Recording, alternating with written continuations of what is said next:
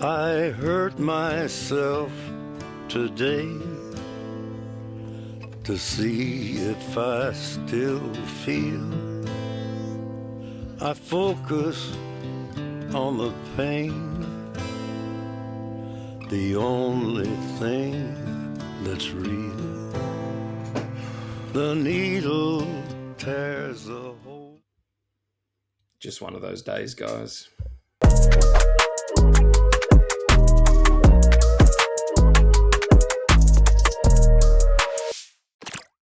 What's going on, guys? It's Burgz back again for another week of tips and predictions here on the Casual Athlete. And despite all of my sadness today, guys, I am happy to bring you my tips for round 14. And there was absolute carnage in round 13, and we'll get to my round results in just a moment, guys. But before we do that, just a reminder to like and subscribe to the channel. It helps us out a ton, and it'll definitely cheer me up after the day that I have had as a sports fan. But sometimes that is life. But guys, make sure you hit that like button and hit the notification bell so you don't miss out on any of our latest content. I would greatly appreciate it, and I'd love to welcome you into our community. Also, guys, give AmberX a download. It's in our description. They are helping us out across all of our tipping platforms all over this season. So make sure that you download AmberX in the description below for your chance to win big this year and maybe win big next year, depending on if AmberX wants to keep us on as a sponsor. But I'm sure they will after the results we've been having this year.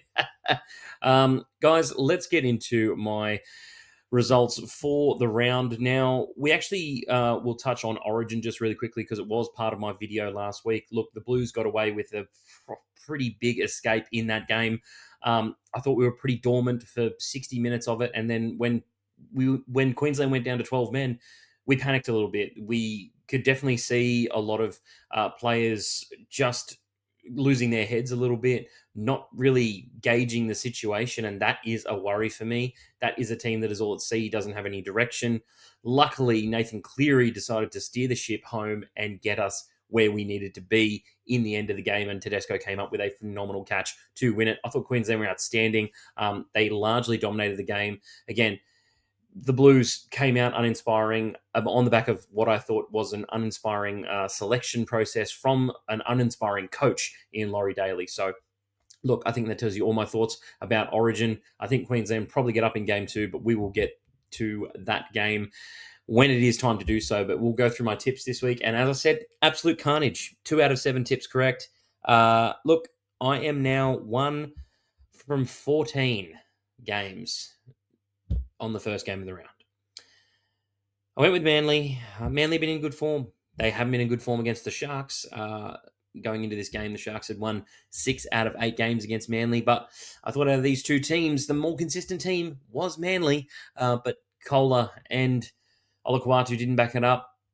That also didn't really help my case. But there was no Hines for the Sharks. But Trindle stepped up and he absolutely tore the Seagulls apart in that first half. They kind of got back into the game, the Seagulls, but I kind of felt like the Sharks had it on lock from about 20 minutes to go, and it just didn't really feel like the Seagulls were mounting any significant comeback, although the game was close in the end.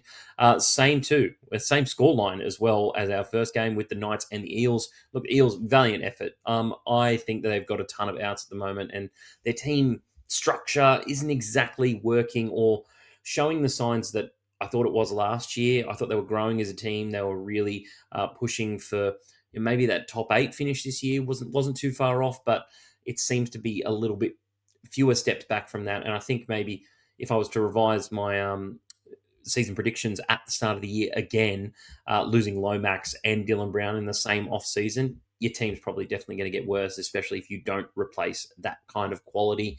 Knights were just too good in this game to get the win. Tigers getting the win over the Dogs, and I went with the Dogs. Look, how do you tip the Dogs at the moment? I mean, the Tigers, look, I think when I put out this video last week, I didn't expect Coruscant. I expected Coruscant to turn up because he was back from suspension. It was Buller who I didn't expect to play, and God, he changes their team significantly. And the Dogs just couldn't handle it, especially in that first half. I think the Tigers made this one closer than they probably needed to, but the Dogs, they kind of hung on. Look, I'd never really thought, again, like I thought their forwards were trucking down the middle of the field quite well, but it seems to be that execution, that finishing play, their halves, their outside backs, not really on the same page and putting the points on the board. Again, I thought Carraz was great at fullback. I think that could be the future of his position in the league if he can stay fit. But I think he ended the game early again this week. This one really annoyed me. Guys, I'm in another tipping comp where the Roosters, I had a lot riding on the Roosters this week, and they pissed me off to high heaven. I'm now out of that competition purely because the Roosters couldn't turn up and beat a Melbourne side that have been utterly terrible this year. They've been pathetic, this Melbourne side. Look, they showed some steel in defense this week. It's easily their best performance of the season defensively, but the Roosters need to hang their heads in this one and take a serious look at themselves. I said a couple of weeks ago, this team is pretenders, and I should have listened to myself, and I'm so filthy that I did put so much, I guess, on the line for a Roosters tip that I thought would get up pretty easily, and they really cost me here. And look, I'm going to be sticking to my laurels when it comes to the Roosters moving forward, and don't mind that. Broncos and Dragons, congrats. Got their first win of the season. That is what we love to see, especially against the old arch rivals in, me being a North Queensland Cowboys fan, I always love it when the Broncos lose, especially 4 on the trot. But the Dragons get their first win for the first time in 295 days. Round 23 last year was their last Dragons win, and that, funnily enough, is the same scoreline that the Dragons have beaten the Broncos by the last 3 times they have played. It has been 30-26, 2025, 30-26 in 2024 as well. Broncos, maybe they've found a bogey side in the Dragons, but good on them for getting their first win. I think they desperately needed it. Went with the Cowboys against the Raiders. Look, Cowboys only had one guy in Origin, Cotter, and he didn't even back up in this one. I don't know if he would have helped. The Raiders, they can do this to you sometimes. They can turn up, be super physical, super energetic in defense, and they really didn't give us an inch. I thought the only forward really making many inroads was Tom McHaley, and he went off with a knee injury, so that is great. So he might be out for a while, but he's been one of our best forwards this year, so I don't know how we're going to replace him. Look, I think this Cowboys side can be a bit hot and cold. They're a bit streaky. I don't love every single performance. I think I've made that pretty clear this year. But the Raiders, they needed this win. They're in 13th, and they got it. Look, at home, they should win this game, and they snap a 7-game losing streak to the Cowboys in the process. Panthers getting the win over the Warriors. Look, I had the Panthers winning by 1 point. They won by 2 points. Look, I just thought the Panthers would have enough. I think for the Warriors, they're looking like a really good, we're going to finish in the top 4 team, if you know what I mean. Outside of that is the next level. The next level to me is, can we challenge for a premiership? And today, beating an understrength Panthers side, you'd probably say doesn't really put them in that category, but certainly goes a long way. Losing to a Panthers side that is undermanned, I think you kind of need to put a bit of a line halfway through them at the moment.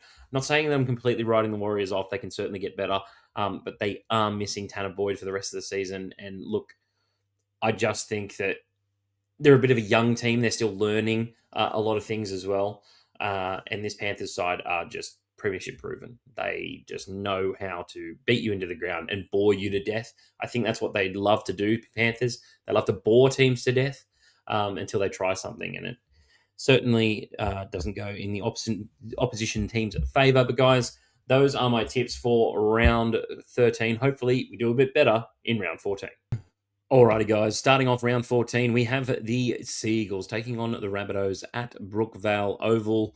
Now, the Seagulls, look, last week I can forgive them a little bit. They had a few guys out, but they seem to probably have the same few guys out, aside from Kola and Olakau'atu coming back in this week. Olakau'atu, actually, I think due to the 11-day stand-down period, he will not play this week as well. So that means Josh Folletti will maintain his position in the centres. Clayton Fualalo has been a revelation for them lately. I think he's been phenomenal. We've got Tommy Turbo still a week away. Hopefully he can get everything right to get back fit for this kind of run through Origin and towards the end of the season. Hopefully he can just stay on the field. That's all you want from Tom Trbojevic.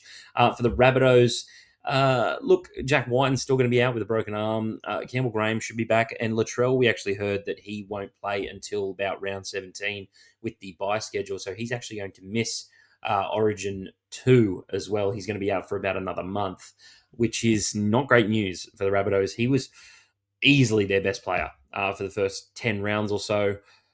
I think they throw the ball to him to make something happen, especially when they're in trouble. He's also their goal kicker as well, so that's hurting them from that standpoint. Look, when you look into it, Manly are still the better defensive team by a country mile. I think for the Rabbitohs, their left side is going to be tested this week. I mean, it's the best offensive side in the competition defensively. Offensively, but they come up against a right hand defense that is just on fire right now. That Olakuatu, Ruben Garrick, Jason Saab side of the field is really putting in the hard yards in terms of defense. Middle of the field, big worry from the Rabbitohs. They can only score on the edges, it would seem, or the left edge. And I think when you're not getting enough production out of your middle and right hand side, then it really leaves teams. And I've always said this about the Rabbitohs. If I was a coach in the league, I would stack maybe an extra defender and kind of force them to go down that right hand side. They don't like doing it a lot. It's probably something that they would notice, but again, I'm not saying they can't score down that side of the field. They just don't do it as often. I would heavily lean towards stacking your right hand side defense and making the Rabbitohs beat you another way. And if they do that, then credit to them. But I think in a game like this, I'm going to have to go with the Sea Eagles, and I think they get it done, especially within this Foz era. They haven't really lost too many in a row. I'm going to go the Sea Eagles by, let's actually make it 14 points. I think they get a pretty comfortable win here. The Rabbitohs, there's some guys backing up from Origin, but they had the bye. Cam Murray is the guy I'm talking about there. But yeah, I just don't see them beating the Sea Eagles at 4 Points Park. Moving on to the Storm Knights. Now, this game could be anything, considering that the Storm efforts last week were far cry from what they've produced in the entire season. I would say from the first, from round 3 till Magic round, they have been abysmal. And I even thought at Magic round they weren't even that good, and they still beat Para by 30. I think maybe what does that say about Para that day? Look, I don't want to go into that game. I want to talk about this one. For me, the Storm love the middle of the field. Look, I think they get a really big boost from their halves running the ball. And because they're so close to the middle of the field, that's what they found as their strength. And that right-hand side of the field is also kind of chipped in this year, as you can see, and that is a worry for the Knights. Greg Marzhew still makes those defensive errors. He's brilliant on the offensive side of the ball, because I think if we go to the Knights, they're probably, I would say, the third best attacking team down that left-hand side of the field. That edge is outstanding. Dylan Lucas, Bradman Best when he's fit. I think they had Fletcher Sharp in there last week. No Standard Smith this week. It'll be interesting to see if Bradman Best comes back into the team, and I think he might be due one game after that. So probably no Bradman Best this week. Does that open the door for the Storm, who are at home, to get their first back-to-back wins at home this season? Knights were not good last week, and it's two teams that have played Para very recently. I thought the Storm, as you could probably say, had a more dominant performance against Para, but Para dropped more ball than they did against the Knights. And the Knights probably were a bit lucky that Josh Papali'i kind of threw away a try as well. I'm inclined to go with the Storm, but I like the Knights. I just don't. I think the Storm need to prove it to me again. Like, they need to win back-to-back, and then I can go, okay, right, this is the way they're playing now.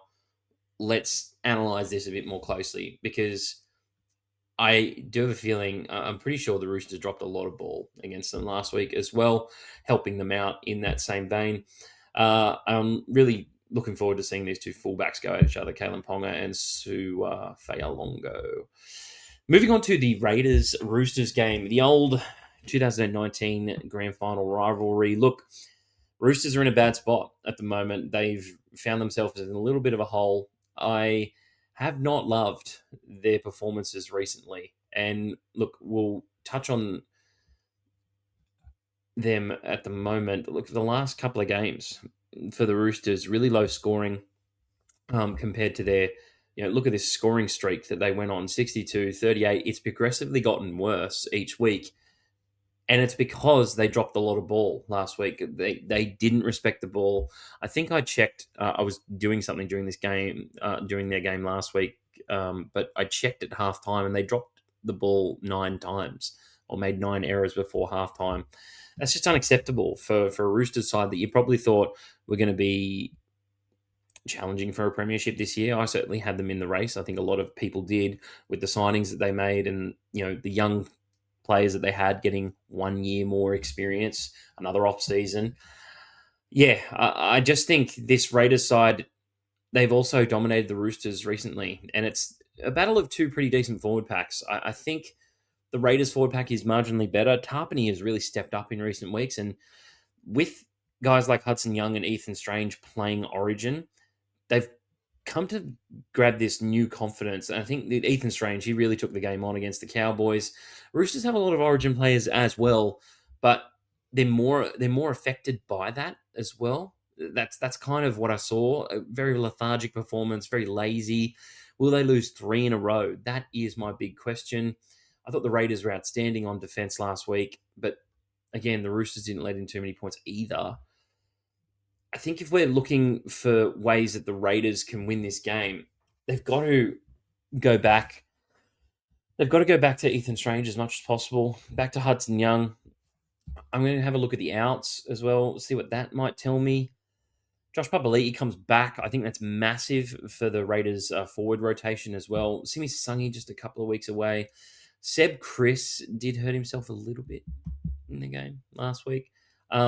This is interesting for me. Mark still a week away. Billy Smith played last week, but the outside backs is a real problem for the Roosters and the Raiders. It's one of their massive strengths. Sav Tamale, Strange, Savage, Seb Chris, and Tomoko are actually in pretty good form at the moment. Although they did play Dane Laurie at lock last week. I'm not sure what that was about. But we're going to go with the Raiders there. Cowboys Dolphins, again, another game where you'd probably think that it should be more 50-50, and a lot of people are siding with the Dolphins, and I am more inclined to agree with you guys. Like, the Cowboys are inconsistent. They're very, as I said, very streaky. Can be one of the hottest teams in the competition on their day. But I would say the exact same thing about the Dolphins. Slow starters, love to come back into the game, really work themselves in, and then they can blow you away with scoring 3, 4, 5 tries in 10 minutes. 10 minutes is maybe a stretch, but close to something like that. And this is what I love to see. We've got Cowboys right-hand side and down the middle attack flourishing at the moment. And their left-hand side, absolutely nothing to scoff at. Jackson Purdue, Murray Taulagi. But the Dolphins also have some tricks in their bag. They have the 6th best right-hand side attack in the competition. And Jake Averillo's been out for a bit, but Bostock's really done a great job in that position. And, Jake Averillo, as I believe, is going to the Tigers next year. So he's probably going to be out of the team for a bit longer after that broken finger. I'm just going to have a look at some of the outs. I do worry about Herbie. He didn't play the last game. If he plays in this one, then, well, yeah, I think the Dolphins are a massive chance. I love seeing this. I really hope he comes back and plays. Sonny Luke was awesome for us in the first few weeks of the season. Nane was due back this week, but I think they might have just been seeing if they could hold off. And again, Braden Burns is awesome for us, but I have loved Zach Labour in recent weeks, although I think Burns offers us just a little bit more in yardage carries out of trouble. I'm going to go with the Dolphins this week. Look, my Cowboys are just too inconsistent for me, and Dearden also being out doesn't help me here. I think it's two teams that love to get on the front foot, love to attack, and love to play with a lot of speed through the ruck and down the middle, and then use their speed men on the back of that hammer. Drinkwater, Purdue, Chester, Asako. It's just a game that I expect to be very free-flowing, as long as there aren't errors on each side of the field. Broncos, I think they're pretty lucky they come up against the Titans in order to snap a 4-game losing streak that they're on right now. The Broncos, for me, are weird. Like, they don't have I mean, they've had a lot of guys who have missed a lot of games, and look, the outs are massive, as we can see here. It's three rows of outs. I mean, if you exclude Payne Haas, he played this week. Um, but most of these guys actually aren't first grade players. I mean, Moser, Takura, who's I don't think NFL. I don't know why he's there. Deloise Hoyter, Grant Anderson, borderline. I mean, Corey Jensen, yes. It's pretty unfortunate. There's been some injuries that, wow, like the freakishness of them. I mean, Corey Jensen, I think, is a clot, a blood clot in his lung, and then Dean Mariner had like internal bleeding of his thigh. So like that is bizarre. And then you've got Billy Walters out for the entire season, who was phenomenal for them last year. I'm not going to take that away from Billy Walters. Look, the Broncos are in a bit of a desperate spot. They need to bounce back. Maybe they're leaving their run late again. It's definitely a tactic that worked for them last year. Really kind of languish a bit. I think with maybe 6 rounds to go, they weren't even in the top 8, let alone making the top 4 and then going all the way to the final and winning it. They've still got a good attack down that right-hand side. I think, this Titans team have been struggling to score points recently, and I really hate their edge play. And you're just watching Jaden Campbell try and do something every week, and that can't go unnoticed, yes. And I love Jaden Campbell, but he needs some support. And it'll be really interesting to me to see the list of players that the Titans roll out this week.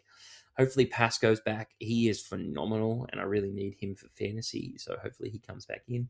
Fayamani, I mean, is Jew back? Will he come back in? I mean, I don't think any of their outside backs have done enough to take the spot over him. So I'd put him straight back in. Yeah, look, I'm going to go with the Broncos. I mean, again, I tipped them last week. I think I tipped them the week before. I just think that this champion side can get over the hump and kind of realize that last week was a big mental error from them and coming up against a team where they maybe thought they had it easy, especially at home too. They got beaten at home by the Dragons. God. Tigers, Panthers. Look, I'm going to be going with the Panthers here. I expect Nathan Cleary, all those guys to be back in the squad. And for the Tigers, the positive thing is they got fitter, but the negative is that Matt Cassini was in and now he's out, and Dewey's still a few weeks away. Buller changes the dynamic of their team a lot, and Sione Fainu is doing a great job in place of his brother in the second row slot there. But are they going to beat the Panthers? I mean, it's a huge ask. My answer is no, and I think we can go a little bit into the stats as to why. I mean, this Panthers side, defensively, I think just has it over this Tigers side. I mean, they're coming up against this. Like, their strength is their left-hand side, but this Penrith defensive unit are just, I mean, light years above everyone in the competition.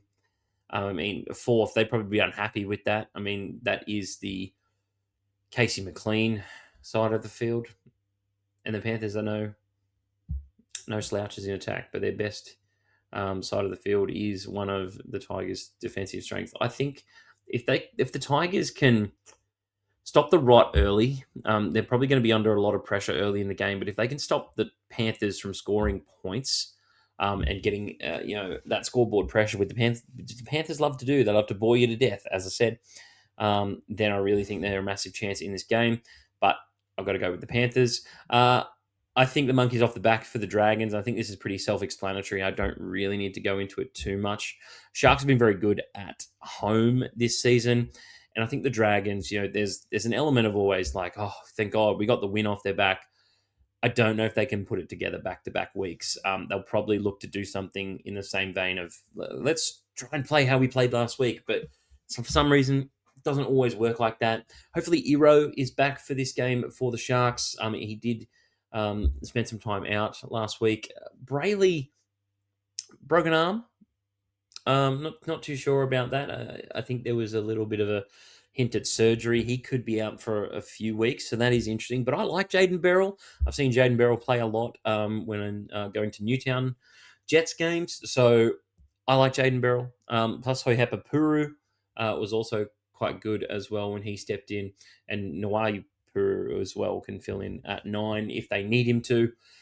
Look, yeah, it's just Sharks for me. Dragons, I like where they're building. I like where they're going. I like the signings they're making. I hear Connor Watson's going to sign there too. I think that could help them in the interim, but I think it is maybe just a 1-year deal. Good signing for them. And now the age-old rivalry of the Dogs and the Eels. Wow. Look, the Dogs were, as I said, quite good down the middle of the field last week. I thought they were pushing the Tigers back at times, and as I said, the finished product was the part that I had an issue with. And look, they do have a number of outs still. Kickout still out.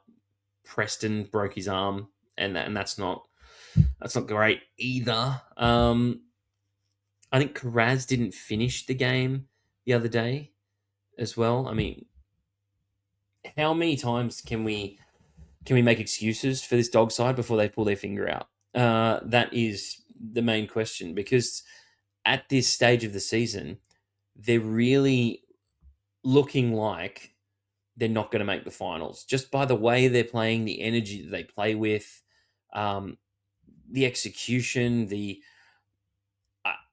I don't know what it is, but they seem to struggle to unlock their attack. And look, it's terrible. It's one of the worst in the competition. Paras isn't great either. But Mitchell Moses is actually due to come back for this game.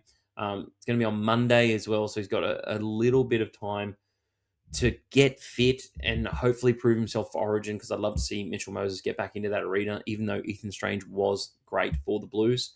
But the Eels, I think, just have a little bit more points in them. And for a team like the Dogs, who don't throw much attack at you, I think that's a massive concern, because this Eels side proved that they can score points against the Cowboys. They can score points against the Knights. I mean, none of these teams are super solid defensive teams, but I think Para can get this one done. I'm going to go Para to win this game by 8 points. I expect it to be relatively low scoring, because I think the Dogs are going to have a decent crack on the defensive end, but they're not going to be able to score enough points to be able to compete with Parramatta. Those are the tips there, guys, for round 14. Let's lock them in, save them up, and put them away for a rainy day. Guys, what do you think about my tips? What do you think about my teams losing this week? Are you an Arsenal fan? Are you an OKC fan? Are you a Cowboys fan? Let me know down in the comments section below. Make sure you share your tips as well, guys. I like seeing that stuff each and every week. Also, please like and subscribe to the channel. It helps us out so much, and I'll catch you on the next one.